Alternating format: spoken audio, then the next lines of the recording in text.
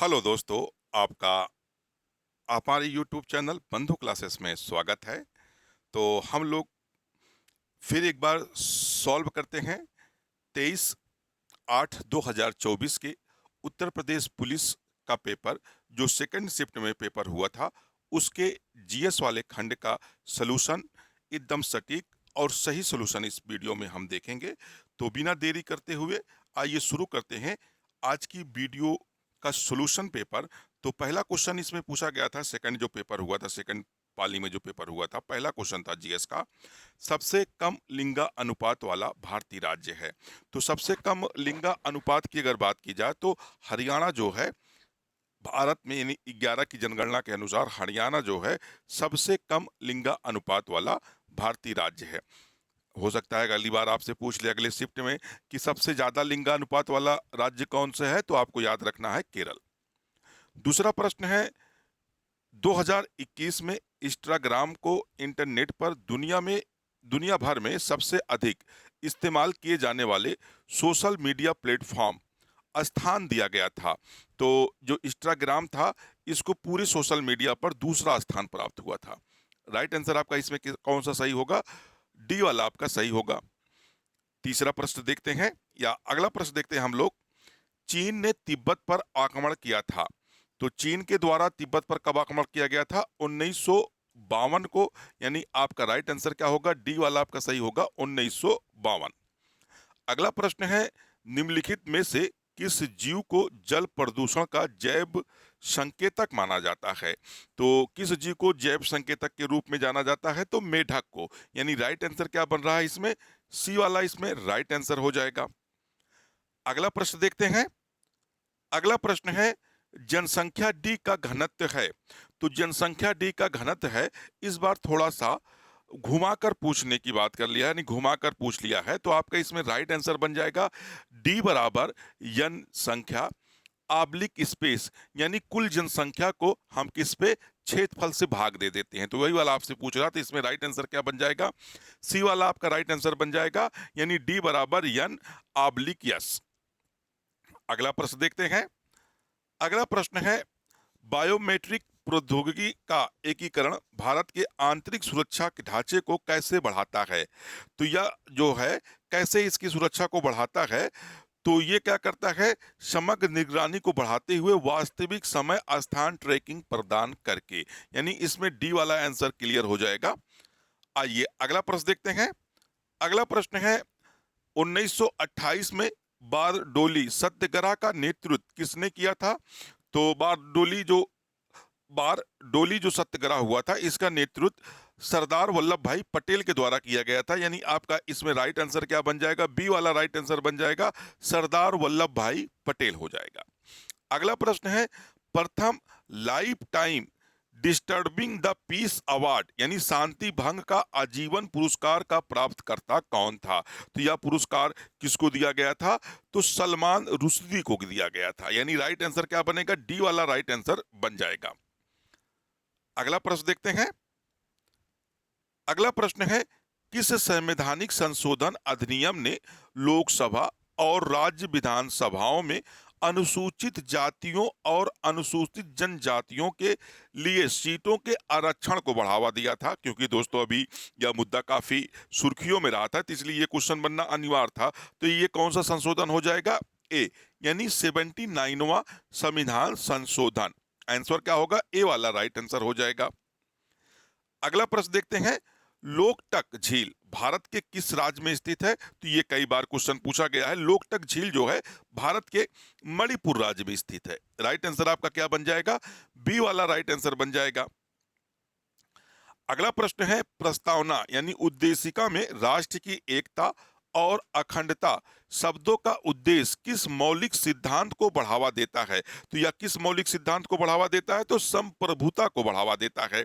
आपका राइट इसमें क्या हो जाएगा? ए वाला आंसर राइट हो जाएगा। अगला प्रश्न देखते हैं।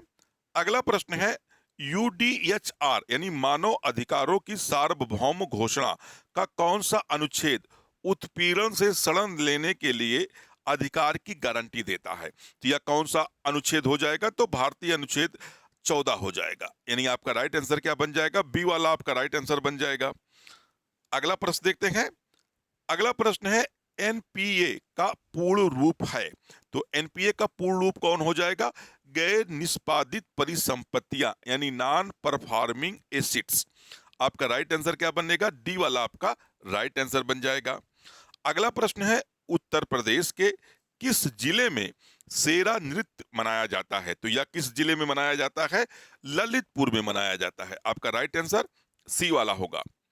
अगला प्रश्न है इंडिया विंस फ्रीडम किसकी आत्मकथा है?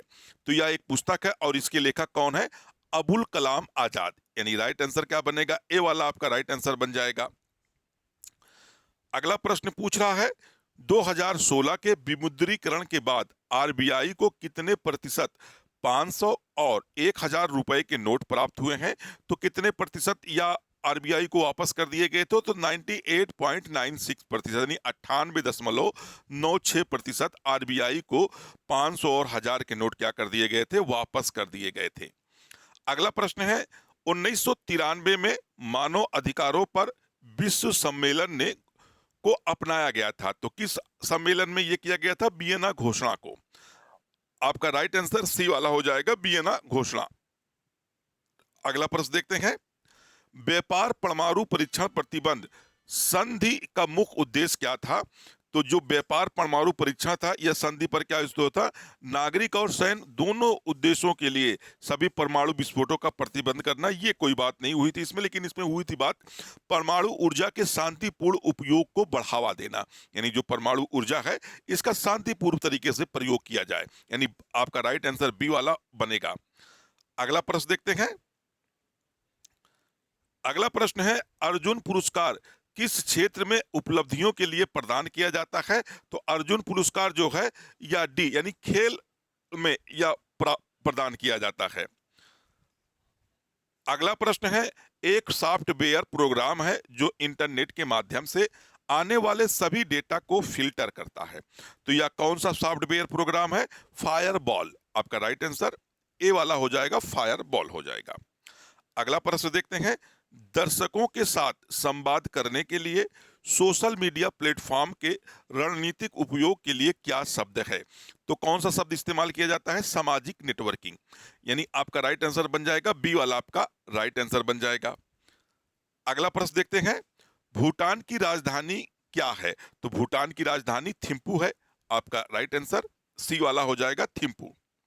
अगला प्रश्न पूछा है भारत में सबसे लंबा नदी पुल कौन सा है? तो भारत में सबसे नदी पुल की बात कर रहा है तो भूपेंद्र हजारिका सेतु हो जाएगा। आपका राइट आंसर ए वाला हो जाएगा। अगला प्रश्न देखते हैं। अगला प्रश्न है सरकार ने किसान क्रेडिट कार्ड योजना कब पेश की थी? तो यह अगस्त 1998 में। यानी सरकार के द्वारा कब पेश की गई थी? तो अगस्त 1998, यानी बी वाला आपका राइट आंसर हो जाएगा। अगला प्रश्न है भारत और वियतनाम के बीच साझेदारी से उनके क्षेत्रीय सुरक्षा परिदृश्य में किस प्रकार का परिवर्तन आएगा? तो किस प्रकार का परिवर्तन आएगा? रक्षा सहयोग और समुद्री सुरक्षा को बढ़ावा मिलेगा। आपका राइट आंसर हो जाएगा, सी वाला आपका राइट आंसर हो जाएगा। अगला प्रश्न देख लेते हैं।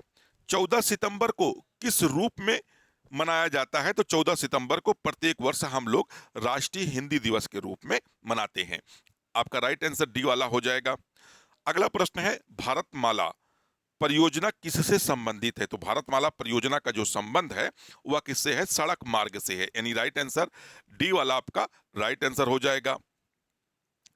अगला प्रश्न है वैश्विक आतंकवाद विरोधी प्रयासों के समन्वय के लिए किस संगठन को जिम्मेदार माना जाता है? तो कौन सा संगठन है जो वैश्विक आतंकवाद के लिए जिम्मेदार है? तो यूएनसीसीटी। आपका राइट आंसर बन जाएगा ए। दूध उत्पाद, ब्रेड आदि आवश्यक वस्तुओं पर जीएसटी दर है तो कितने प्रतिशत लगाई जाती है? 5% जीएसटी लगाई जाती है। अगला प्रश्न है चंद्रमा पर नासा के मानव युक्त लैंडिंग मिशन को क्या नाम दिया गया है जो 24-25 तक होने की संभावना है? तो इसे आर्टिमियस नाम दिया गया है। आंसर हो जाएगा ए वाला हो जाएगा। अगला प्रश्न देखते हैं।